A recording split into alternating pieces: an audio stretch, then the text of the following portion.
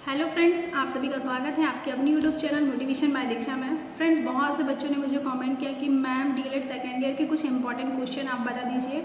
तो चलिए मैं आप लोगों के लिए इंपॉर्टेंट क्वेश्चन लेकर आई हूँ कि यूनिट फर्स्ट में आपके आईएमपी क्वेश्चन कौन कौन से हैं यूनिट सेकेंड में, और ये मैं डीएलएड सेकेंड ईयर की बात कर रही हूँ। तो फटाफट अब देख लेते हैं।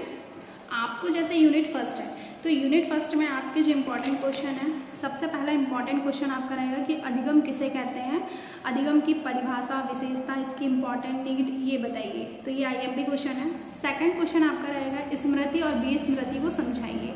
फिर उसके बाद आपका जो तीसरा क्वेश्चन इंपॉर्टेंट रहेगा यूनिट फर्स्ट में से कि अधिगम की कठिनाइयों को समझाइए। इसका वीडियो बना हुआ है, आई बटन पर भी प्रोवाइड कर दूंगी मैं आप लोगों को। इसके बाद आपका जो इम्पोर्टेंट क्वेश्चन एक और रहेगा इसमें से कि अधिगम स्थानांतरण के प्रकार को समझाइए। बस इतना ही पढ़ लीजिए यूनिट फर्स्ट से। अब हम देखेंगे इसमें एक और क्वेश्चन आपका रहेगा व्यक्तिगत विभिन्नता का अर्थ और परिभाषा समझाइए। यूनिट फर्स्ट से कम 4 क्वेश्चन मैंने इंपॉर्टेंट बताए हैं, ये आएंगे ही आएंगे आपके पेपर में। अब हम देखेंगे यूनिट सेकेंड। तो यूनिट सेकेंड आपका जो रहेगा बचपन में अवधारणा निर्माण चिंतन की प्रक्रिया। इसमें जो आपकी इम्पॉर्टेंट क्वेश्चन है, इसमें इम्पॉर्टेंट क्वेश्चन ये पूछा जाएगा कि अवधारणा किसे कहते हैं, इसका अर्थ, परिभाषा, विशेषता समझाइए। फिर आपके बाद इसके सिद्धांत पूछ सकते हैं आपका कि बूनर का सिद्धांत समझाइए। अगला जो इम्पॉर्टेंट क्वेश्चन रहेगा चिंतन एवं तर्क को समझाइए। इस तरीके से आपका जो यूनिट सेकेंड है इसमें 3 ही क्वेश्चन आपके इम्पॉर्टेंट हैं। अब अगला क्वेश्चन देखते हैं हम यूनिट थर्ड का। यूनिट थर्ड है आपका संज्ञान एवं अधिगम। तो इसमें से इम्पॉर्टेंट क्वेश्चन है आपका कि निर्माणवाद एवं संरचनात्मकवाद किसे कहते हैं। फिर जो संज्ञान क्या है, व्हाट इज कॉग्निटिव किसे कहते हैं। जीन पियाजे का सिद्धांत आपसे पूछा जाएगा एग्जाम में। बायोगोस्की का सिद्धांत पूछ लिया जाएगा। और उसके बाद आपका जो इम्पोर्टेंट क्वेश्चन रहेगा कि अधिगम की कठिनाई, ये आपका यूनिट फर्स्ट में भी है, साथ ही साथ यूनिट थर्ड में भी है। तो ये हो गया आपके यूनिट थर्ड के इम्पॉर्टेंट क्वेश्चन। अब हम देखेंगे यूनिट फोर्थ।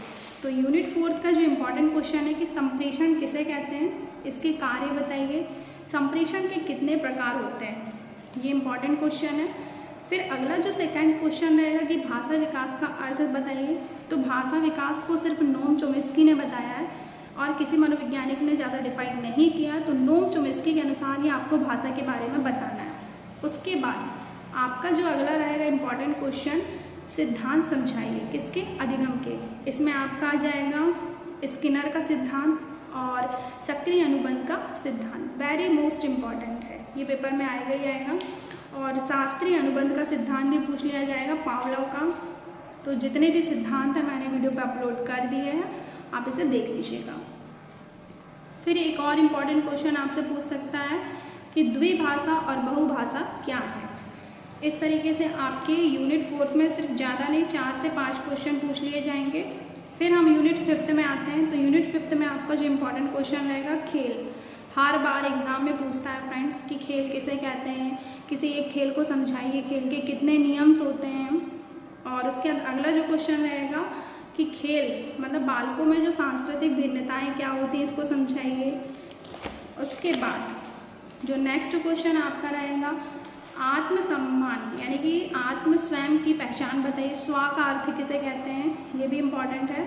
और देन लास्ट इम्पॉर्टेंट क्वेश्चन है आपका नैतिक विकास किसे कहते हैं। तो कम से कम आपके यूनिट फिफ्थ से मैंने 3 से 4 इम्पॉर्टेंट क्वेश्चन बताए हैं। तो फ्रेंड्स, इसी तरीके से यदि आपको किसी और सब्जेक्ट का इम्पॉर्टेंट क्वेश्चन जानना है तो मुझे कमेंट सेक्शन में जाके ज़रूर बताइए। तो अगली वीडियो में मैं और इम्पॉर्टेंट क्वेश्चन आप लोगों के साथ शेयर कर दूँगी। तो आई होप फ्रेंड्स, उम्मीद करती हूँ छोटा सा ब्लॉग आपको पसंद आया होगा। यदि आपको हमारा वीडियो पसंद आया तो प्लीज़ ज़्यादा से ज़्यादा लाइक करिए, कमेंट करिए एंड सब्सक्राइब करना बिल्कुल ना भूलिएगा। तो thanks for watching, like and subscribe this video. Thank you friends, bye bye friends.